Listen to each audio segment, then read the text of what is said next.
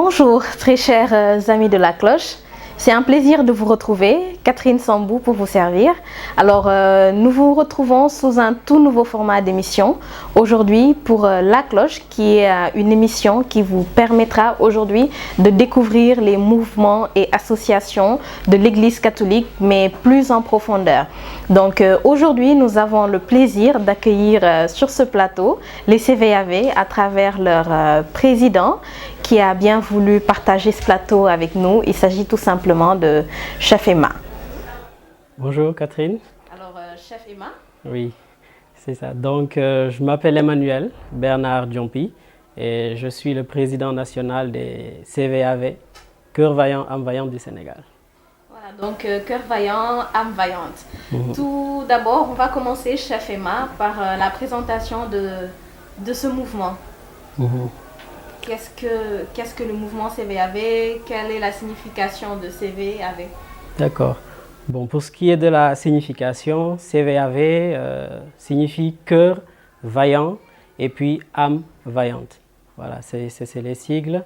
Et puis le mouvement est un mouvement qui est né en France par l'intermédiaire d'un prêtre qui s'appelle le Père Gaston Courtois.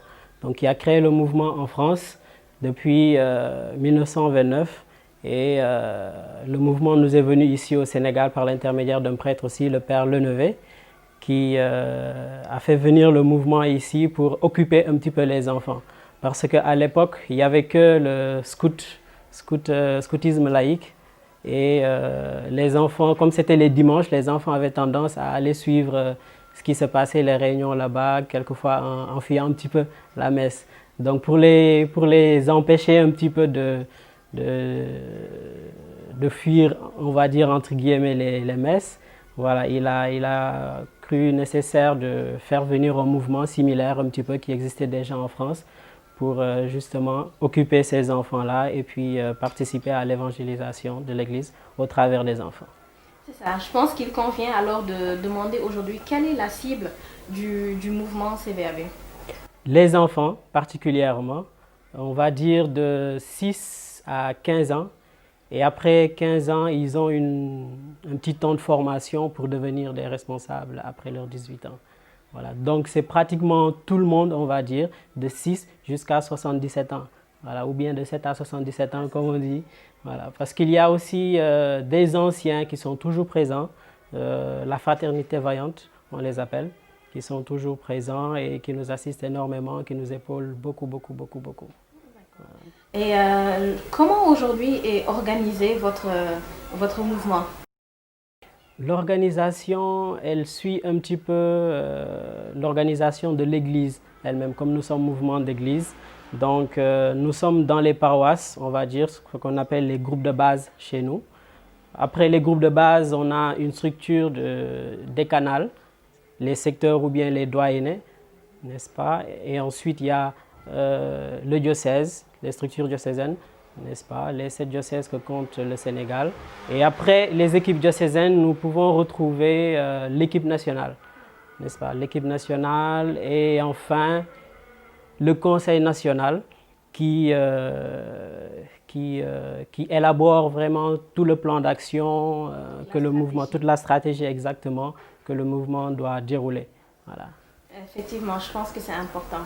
Et aujourd'hui, je pense que cela nous permet de revenir sur la question de savoir quel est l'objectif du mouvement CVAV.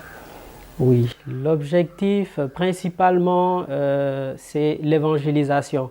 Puisque nous sommes un mouvement d'action catholique, mouvement d'église, on ne peut pas avoir d'autre objectif que l'objectif de l'église même, qui est l'évangélisation. Mais chacun le fait dans son terrain, on va dire. Les choristes le font dans leur terrain, les CVAV aussi le font au travers des enfants. Voilà. Donc il y a l'évangélisation d'abord, et ensuite on se donne aussi comme mission l'éducation des enfants, une éducation chrétienne, complémentaire à celle, et sociale aussi, chrétienne et sociale, complémentaire à celle que les enfants reçoivent à l'école ou bien à la maison. Voilà. Troisième mission qu'on se donne aussi, c'est qu'on voudrait que le mouvement soit un lieu d'expression pour les enfants, voilà, où vraiment ils se donnent toutes les libertés de s'exprimer comme il faut, d'exprimer leurs besoins, leurs envies, et puis voilà, accompagner des responsables qui sont là, qui essaient de les cadrer un petit peu selon les besoins de ces enfants, justement pour les satisfaire au mieux. Voilà. La dernière, la quatrième qu'on pourrait aussi donner, c'est un mouvement d'action. On veut que le mouvement soit un mouvement d'action. Et justement, l'évangélisation que nous faisons, justement part de cette action-là, l'action transformatrice, comme on l'appelle chez nous. Ouais, je pense que c'est important. Et donc aujourd'hui, dans la pratique, je pense que dans la théorie, c'est quand même très clair par rapport à l'organisation, le fonctionnement et tout ça. Mais dans la pratique, comment est-ce que vous vous organisez pour vraiment apporter cet encadrement par rapport aux quatre domaines dont vous venez de parler? Oui, bon, d'abord il y a la formation, n'est-ce pas? Il y a la formation qui consiste un petit peu à faire savoir aux enfants et aux responsables qu'est-ce que le mouvement CVAV, quels sont ses objectifs, ses buts, etc. Et dans l'organisation pratique, si vous voulez, il y a ce qu'on appelle souvent, tout le monde le fait, les partages bibliques. Voilà, il y a la pédagogie que l'on utilise, c'est de lire par exemple un extrait de la parole et demander aux enfants ce qu'ils comprennent par là, quelles sont les leçons qu'ils peuvent en tirer. Et en dernière position, qu'est-ce qu'ils constatent dans leur environnement qui est contraire à cette parole qu'ils viennent de dire. Voilà. Donc ça amène les enfants à soulever beaucoup de choses qu'ils constatent chez eux, à l'école, etc., qui sont contraires aux valeurs évangéliques. Et c'est à partir de là qu'on essaie de réfléchir avec eux comment faire pour régler ces situations contraires à l'évangile que nous rencontrons. Voilà, c'est ce qui amène l'action dont je parlais tout à l'heure. Justement, je pense que c'est une information qui est bonne à partager parce que beaucoup de gens, comme moi en tout cas, considèrent d'une certaine manière que en fait, le mouvement CVAV, quand on y rentre, c'est vraiment pour danser, jouer et après rentrer tout tranquillement. Donc aujourd'hui, il est important que vous puissiez faire sortir cet aspect éducatif, en tout cas, que vous donnez aux enfants. Parce que j'avoue que le jeu a quand même une place très importante dans votre organisation. Extrêmement importante. Parce que si on fait un petit peu la psychologie de l'enfant, ce qui fait partie de nos formations, on ne peut pas éviter le jeu. Quand on sait que c'est le moment pour l'enfant de vraiment se découvrir, de se surpasser, de s'investir pleinement. Voilà, c'est franchement l'endroit ou l'activité par prédilection qui permet à l'enfant de se développer, de se découvrir, de voir ses compétences, ses limites et de pouvoir s'exercer, se perfectionner, etc. Voilà. Et c'est vraiment important pour nous que les enfants soient à l'aise. C'est pourquoi nous insistons beaucoup sur les jeux et les jeux utiles selon la classe d'âge de l'enfant. Voilà. Justement, c'est une question qui en amène une autre. Aujourd'hui, quel est le contenu de la formation que vous proposez? Oui, notre contenu est divisé en 3 axes, on peut dire. Premier point, c'est la connaissance du mouvement. Dans nos modules de formation, nos camps, etc., nos sessions, il y a toujours cet aspect-là, connaissance du mouvement. C'est quoi le mouvement? Que signifie le foulard? Que signifie telle chose, telle chose? C'est quoi la loi du mouvement? Les missions, la pédagogie, la méthodologie du mouvement, c'est quoi, etc. L'historique du mouvement. Après cet aspect de connaissance du mouvement, il y a les connaissances techniques. N'est-ce pas? Connaissances techniques où on peut retrouver la psychologie de l'enfant, le jeu, l'intérêt du jeu, l'intérêt du chant pour l'enfant, comment faire une excursion avec les enfants, comment prier avec les enfants, etc. Et en troisième point, il y a ce qu'on appelle les connaissances religieuses. Voilà, c'est un petit peu une catéchèse ou un prolongement, si on veut, de la catéchèse. Si le mouvement est créé par des prêtres, donc c'est très normal qu'on ne peut pas échapper un petit peu à ça. Et surtout, si on veut participer à l'évangélisation. Voilà. Effectivement, c'est très normal. Et à ce jour, est-ce qu'on pourrait avoir plus ou moins un avis sur le nombre de jeunes qui ont intégré ce mouvement au Sénégal ou dans le monde, c'est cela? Dans le monde, je ne saurais donner un nombre, mais ce que je peux dire, c'est que le mouvement est partout déjà, en Afrique, en Europe, en Amérique, en Océanie, en Asie, je ne suis pas sûr. Je ne veux pas m'avancer sur ça, mais bon, probablement, c'est fort possible. Voilà. Et dans chaque pays, le mouvement adopte un nom qui lui est propre, selon le pays d'origine, avec ses réalités. Ici, c'est CVAV, Cœur Vaillant en Voyante. Ailleurs en France, vous ne trouverez pas Cœur Vaillant en Voyante. Ils vous diront ACE, Action catholique pour l'enfance. Voilà. Au Congo, ils vous diront autre chose, il y a Mboti. Au Mali, les petits de Kizito, etc., etc. Voilà. Donc ici au Sénégal, on est Cœur Vaillant, CVAV. Et pour le nombre, la dernière fois, ça doit faire 3 ou 2 ans, quand on a fait une petite estimation, on était aux environs de 22 150 CVAV, petits et grands. Voilà. C'est déjà important. On va dire que le nombre pèse plus ou moins. Bon. Alors, aujourd'hui, quels sont vos rapports avec les autres mouvements et associations qui sont dans l'Église? Excellent, de très bons rapports, chapeautés par la direction des œuvres. Il y a une coordination des mouvements qui est là et qui vit, n'est-ce pas, tant bien que mal. C'est pas facile dans les mouvements, tout le monde le sait, et c'est bien qu'on se retrouve souvent pour partager, échanger et puis mener des activités ensemble. Voilà, donc franchement, c'est super bien. Chanter, on s'enrichit. Chanter et danser, voilà, ça fait du bien. En tout cas, avant la fin de l'émission, Chef Emma va chanter pour nous, puisque les CVAV, c'est ce qu'ils font le mieux. Bon, on va quand même pas danser, mais on va chanter. Bon, on va chanter. On verra, on verra. Voilà. J'ai jamais été choriste, même si pratiquement tous les CVAV ont été choristes. Je suis l'exception un petit peu. Voilà. Mais bon, on verra. Bon, je serai là pour aider. Ok, super alors. Voilà, donc aujourd'hui je viens à me poser la question de savoir personnellement, quel est votre rapport avec les enfants que vous avez eu je dirais l'avantage, parce que c'est quand même pas donné à n'importe qui, l'honneur d'encadrer durant tout votre cursus CVAV. Oui, l'honneur est vraiment le plaisir d'encadrer les enfants. Je ne sais pas trop comment répondre à cette question parce que on profite d'eux. C'est vrai qu'on est là pour donner le meilleur de nous-mêmes, tout ce qu'on a, notre temps, notre énergie, tout ce qu'on a pu accumuler comme savoir, expérience, etc. Mais on reçoit aussi énormément d'eux. Et voilà, personnellement, ce qui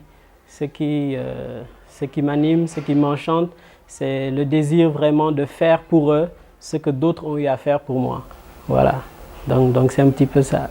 Mais ça veut dire que Chef Emma a été jeune CVAV avant de devenir aujourd'hui président? Oui, depuis l'âge de 6 ans.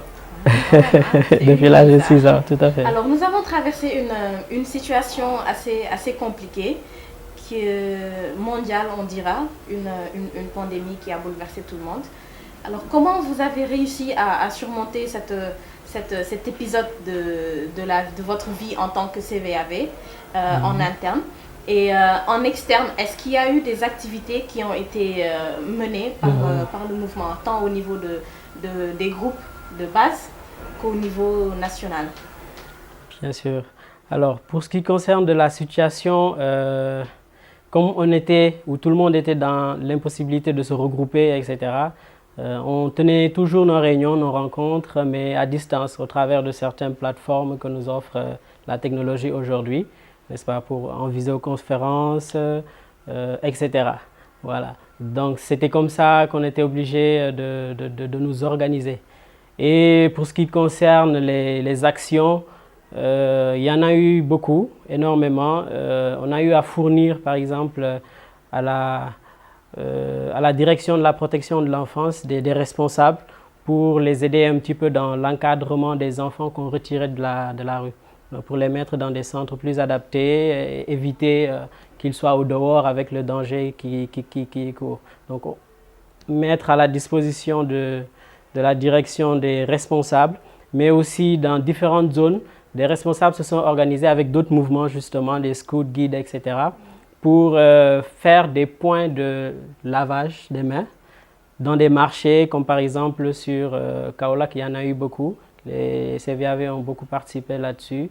Donc chaque jour, il y avait des volontaires qui se présentaient pour organiser un petit peu le lavage des mains. Voilà. Et puis nous participons aussi dans des campagnes de sensibilisation avec Plan International, qui est un de nos partenaires, des campagnes de sensibilisation au travers de leur plateforme Facebook, etc. qu'ils ont. Voilà. Nous leur fournissons des visuels, des vidéos, des interpellations, en tout cas que les jeunes et les enfants font, des messages qu'ils lancent, voilà, des visuels, et puis ils se chargent de le partager au plus grand nombre. Il y a eu aussi, si tu me le permets, des dons aussi, n'est-ce pas? J'allais oublier, ce Douakam par exemple, n'est-ce pas? Il y a eu ils ont organisé des remises de dons, près de 300 familles, plus de 300 familles ont reçu des kits, voilà, des collectes de dons aussi ont été organisées par le diocèse de Dakar, par exemple, pour la pouponnière de Nianing, je pense. Voilà, ils ont eu à collecter beaucoup d'argent.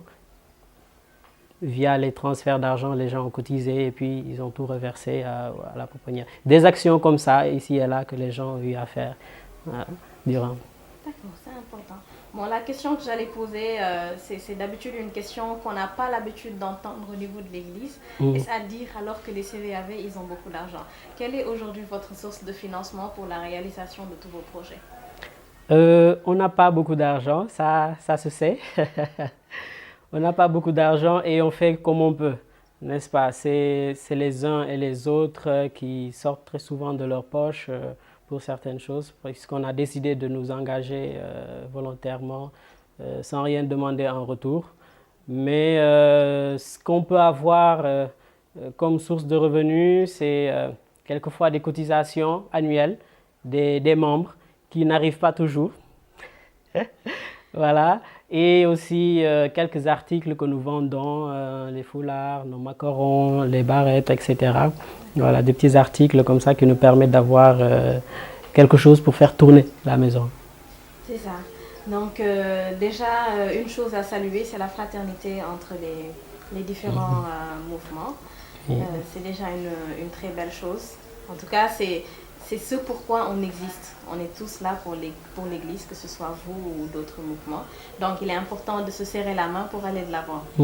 Alors, je pense qu'on est plus ou moins arrivé à terme de l'émission. Et peut-être déjà, non un message pour les CVAV qui vous ont suivi et peut-être ceux même qui ne sont pas du mouvement et qui voudraient intégrer ou voilà. D'accord. Le message serait pour les CVAV et aussi ceux qui suivent le mouvement, on va dire, à distance, n'est-ce pas? J'aimerais leur dire, et que les autres aussi entendent, que personne, cher cœur vaillant, ne vous fasse croire que vous n'avez pas d'importance parce que vous vous occupez des enfants, n'est-ce pas? Voilà. Le royaume de Dieu appartient à ceux qui leur ressemblent.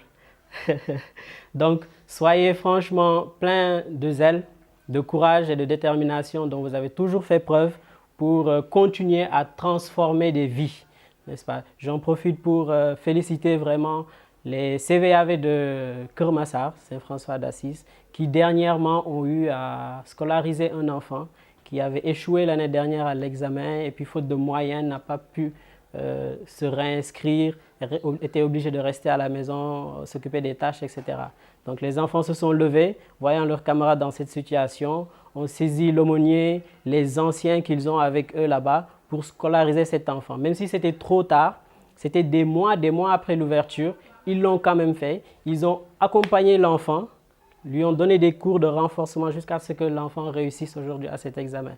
Voilà, donc des actions comme ça transformatrices, c'est ce que veut le mouvement, c'est ce que dit le mouvement et ça a de l'importance. Voilà, donc bon courage chers camarades, chers amis et que Dieu nous garde. Amen, on va chanter. Bon, s'il faut chanter, je vais emprunter le chant d'un de nos anciens qui nous a appris. C'est un vieux chant. Après, si vous voulez, j'en ferai un deuxième que tout le monde connaît le mieux. C'est un petit peu notre hymne si on veut. Alors, ce chant dit ceci. Nous, enfants, une vie plus heureuse, voilà ce que nous cherchons. Tous ensemble, soyons présents à tous, construisons un monde d'amour. Nous les enfants dans notre vie, quand sommes-nous heureux? Qu'est-ce qui nous empêche d'être heureux? Qu'est-ce qui rend une vie heureuse, face colorée? Nous, enfants, une vie plus heureuse, voilà ce que nous cherchons. Tous ensemble, soyons présents à tous, construisons un monde d'amour. C'est ça qu'on appelle chez nous le chant pédagogique. Au travers du chant, tu fais passer un message. Voilà, et ça, l'enfant retient.